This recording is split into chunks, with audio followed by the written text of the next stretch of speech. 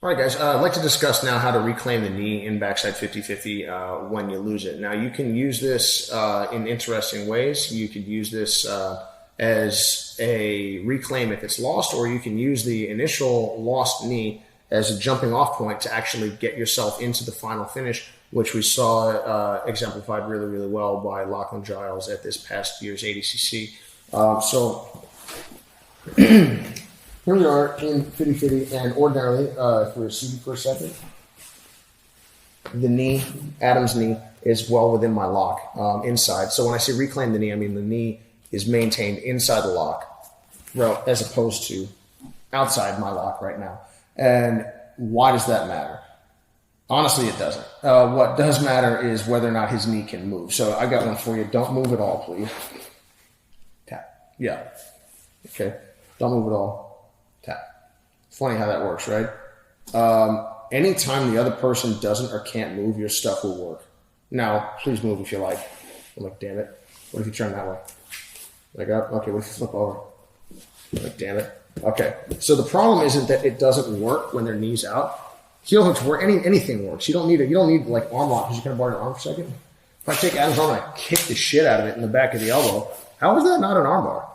It definitely is an arm bar. It's just generally speaking, Adam won't sit there and let me do that sort of thing. But if you end up tangled up in a weird way, if you end up jumbled up against the fence, if you end up using the ground as your ally, or sometimes they end up making the ground their enemy by accident, you're going to be able to get the desired effect. The lower leg moves, the mid leg doesn't, and then bad stuff tends to happen.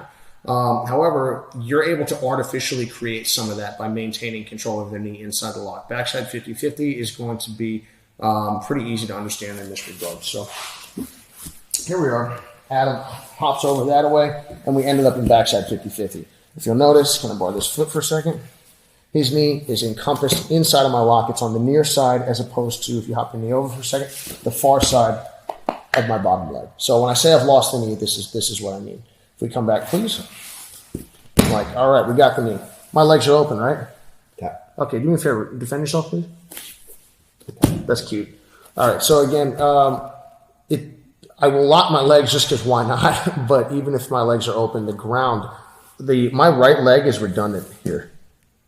It's not really any part of defense of this lock for the most part, which is if we sit back to your butt for a moment. Now my right leg is not redundant. Can you drop your knee there? Yep. Okay. Do that now. There's a block. There's a block. There's just something in the way.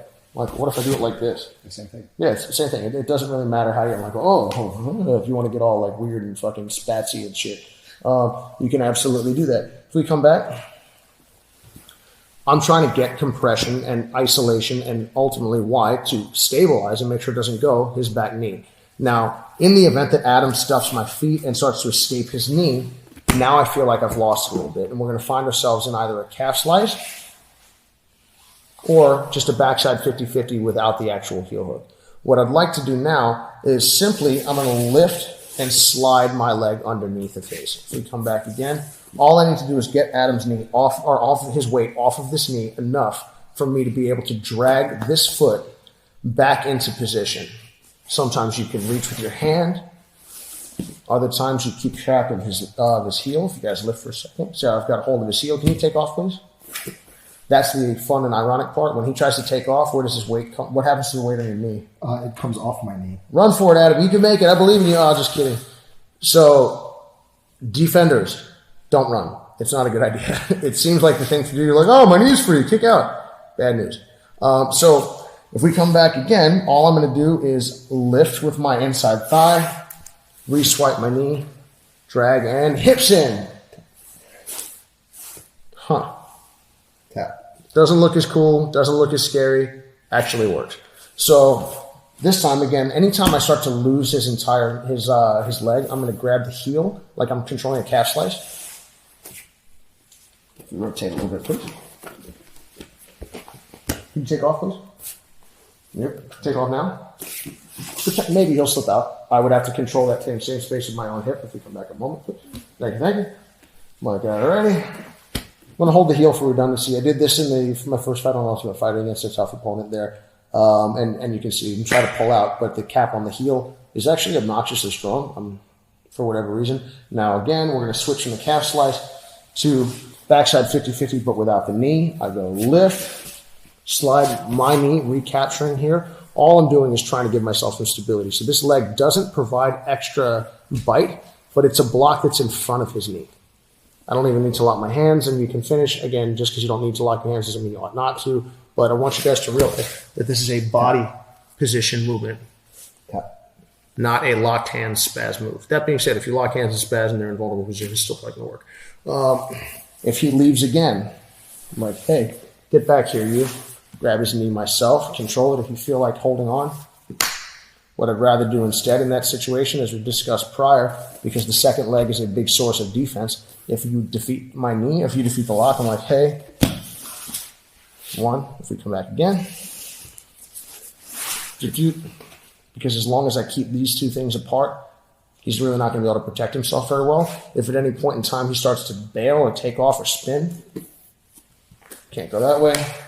I'm just prepared to follow, and I'm prepared to maintain the tension of the position in order to get the finish.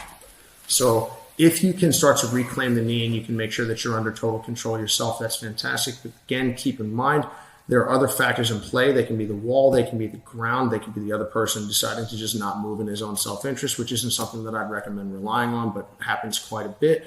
And if I were to step in a gopher hole and my knee is free and you grab my arm and ran in a 360-degree circle, it would tear the crap out of my knee despite the fact that my knee is free. So don't let rules of thumb stop you from seeing through to the truth of things. Rules of thumb are meant to make us, allow us to process more quickly without thinking, but they are not the actual underlying mechanics of what's going on.